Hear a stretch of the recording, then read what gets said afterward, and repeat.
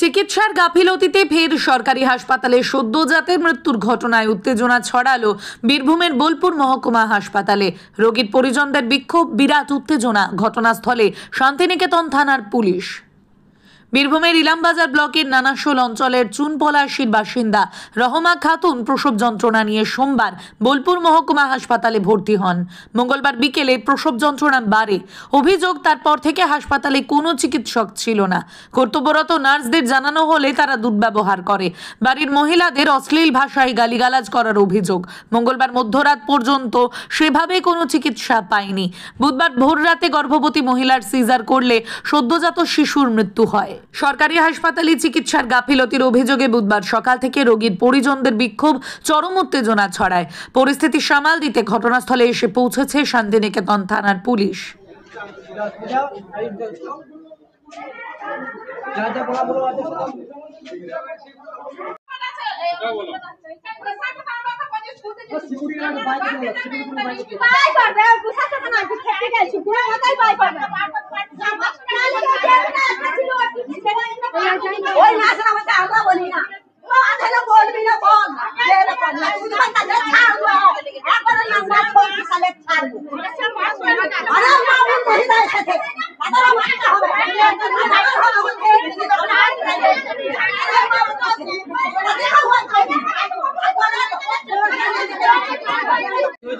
কি হয়েছিল বলতে, কালকে রাত্রে মানে দুপুর দিক থেকে পেটে যন্ত্রণা, ওর মানে অসহ্য যন্ত্রণা, থাকতে পারে না। ডাক্তার বললো নর্মালে বাচ্চা হবে 9টার সময়, রাত 9টা। ঠিক আছে, নর্মালে রাত 9টায় হয়েছে না। আমি বলছি 10টা 11টার মধ্যে তো সিজার করা যায়। হ্যাঁ, সিজার করে নাই, মানে চিকিৎসা করেই নাই। বোন এমনি পড়ে আছে লিভার রুমে।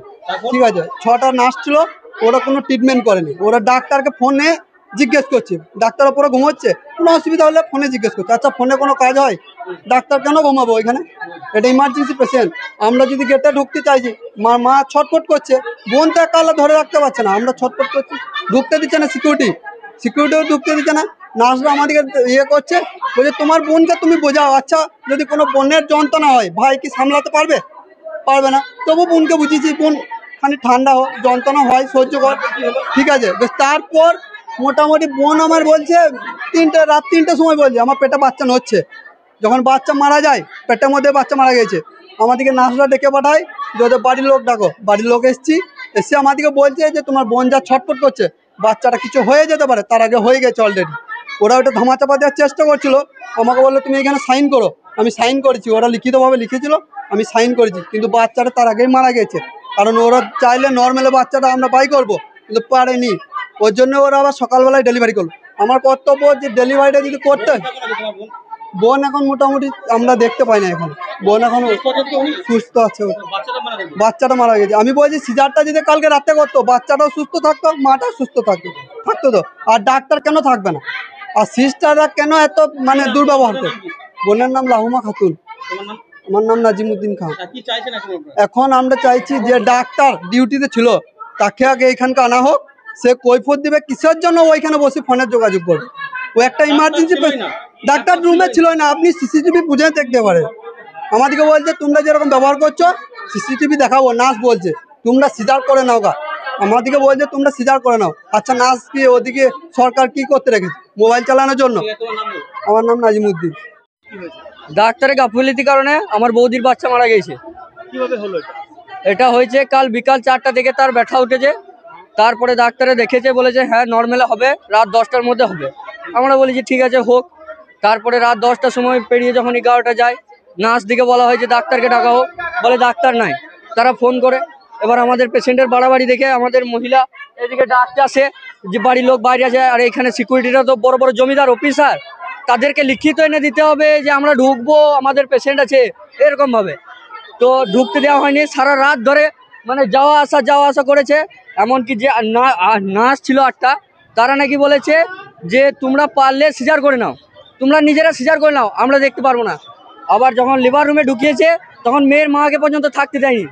অথচ মেয়েটা প্রসব যন্ত্রণা কতটা কষ্ট সেটা সবাই জানে। সেই কষ্টতে ও একালা ইয়ে করেছে, একটা নার্স হাত লাগিয়ে দেখেনি। কবে ভর্তি হয়েছিল তোমার বৌদি? আমার বৌদি পরশু দিনকে ভর্তি হয়েছিল, মানে সোমবার দিন। সোমবার দিন 9টা 10টার সময়, সকাল দিকে। তখন রহমা খাতুন।